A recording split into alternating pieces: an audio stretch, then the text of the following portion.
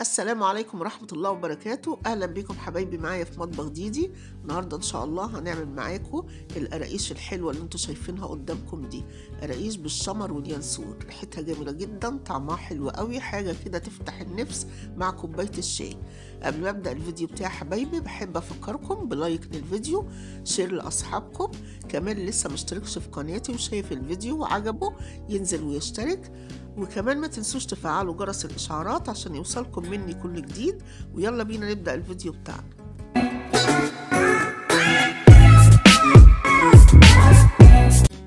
ونبدأ الأول بمقادير القراقيش الحلوة دي. 3 كوبايات من الدقيق المنخول متعدد الاستخدامات، معلقة كبيرة ينسون، معلقة كبيرة شمر، خلطتهم مع بعض واديتهم طحنة خفيفة في مطحنة الخلاط، رشة ملح، معلقة صغيرة بيكنج باودر، معلقة كبيرة خميرة فورية، نص كوباية زيت، ونص كوباية مية دافية نزلت فيها معلقة كبيرة من السكر. يلا بينا نبدأ الطريقة. في البداية أنا هاخد نص كوباية المية الدافية اللي نزلت فيها معلقة كبيرة من السكر، وهنزل عليها معلقة الخميرة الفورية وأقلبهم مع بعض.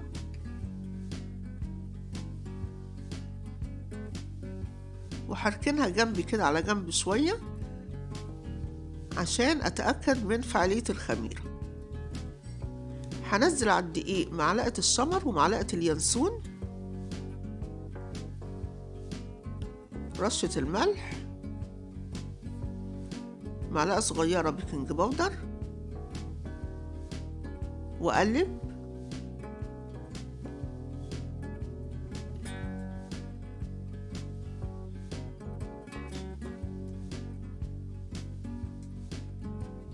ريحة الشمر واليانسون حلوة قوي قوي بعد ما اتطحنت، عاملة ريحة جميلة جدا. هنزل بقى الزيت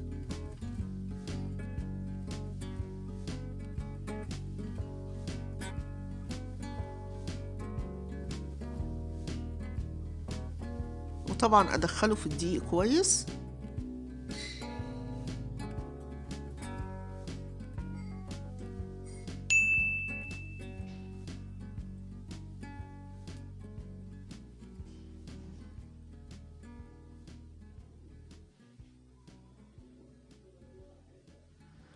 والخميرة بتاعتي اهي عملت فوم كده على الوش، تبقى صالحة جدا. هنزلها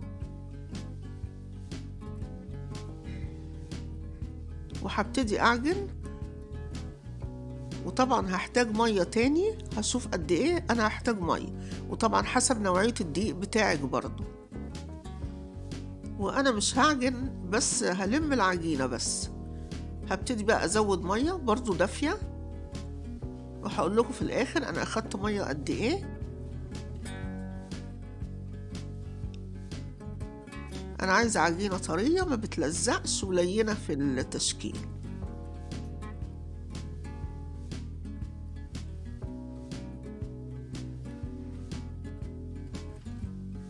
خلاص كده انا لميت العجينة، خدت معايا بتاع ربع كوباية مية تاني.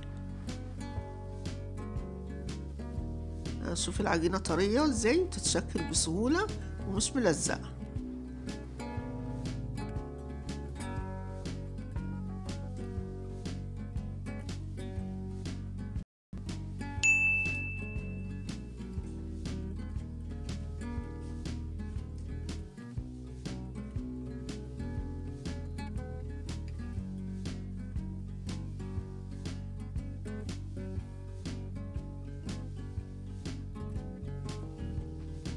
هسيب بقى العجينة بتاعتي لحد ما تخمر ويتضاعف حجمها، وانا نقلتها في حلة عشان هدخلها في سخونية الفرن عشان تخمر بسرعة. وعايزة اقول لكم ان انا عملت معاكم القراقيش دي قبل كده في فيديو سابق برضو بالشمر واليانسون، بس هو في اختلافات بسيطة جدا جدا ملهاش تأثير يعني بين الفيديو ده والفيديو اللي فات. برضو هسيب لكم الفيديو التاني في صندوق الوصف. هبتدي اشكلها بقى.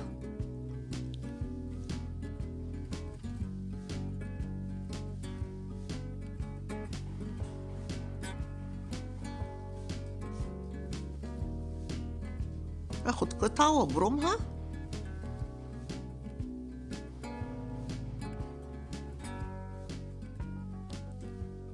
طبعا الفرن دلوقتي والع على درجة حرارة 180.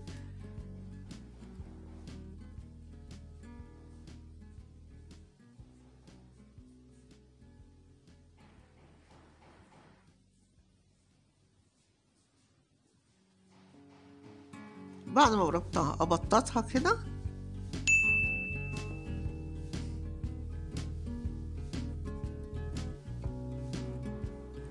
وبرضو ما تخليهاش رقيقة ولا سميكة قوي.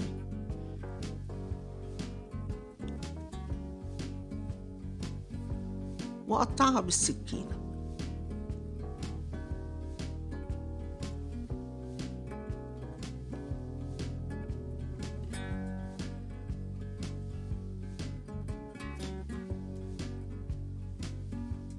شوفي بسيطة وسهلة وطعمها حلو قوي مع كوباية الشاي، حلو قوي قوي. عندي بقى الصينية بتاعتي دهنها زيت، وهرص فيها القراقيش وما تخليهاش قريبة من بعضها، يعني يبقى في مسافة شوية عشان ما تلزقش وهي بتستوي.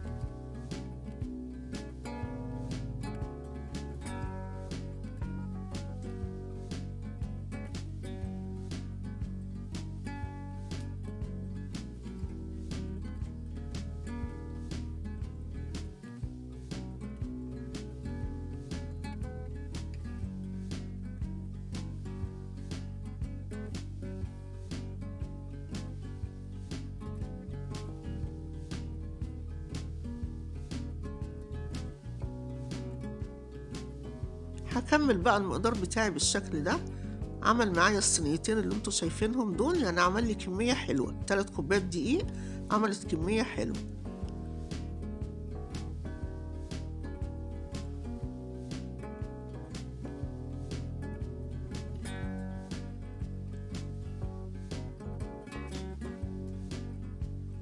هدخلها الفرن، طبعا الفرن سخن. خلاص كده استوت القراقيش بتاعتي وطلعتها واخده اللون الجميل ده. لما تحمر من تحت تولعي عليها الشوايه من فوق، تاخد اللون الحلو ده وتطلعيها. ريحتها جميله جدا جدا جدا. ادي القراقيش بتاعتي، شوف عملت كميه حلوه وطعمها جميل جدا مع كوبايه الشاي بالليل او الصبح في الفطار، حلوه قوي قوي. يلا جربي القراقيش البسيطه السهله دي، ان شاء الله هتعجبك. لو عجبكم الفيديو بتاعي متنسونيش بلايك وشير لأصحابكم. اشتركوا في القناة لو لسه مشتركتوش، فعلوا جرس الإشعارات عشان يوصلكم كل جديد، وبالهنا والشفا.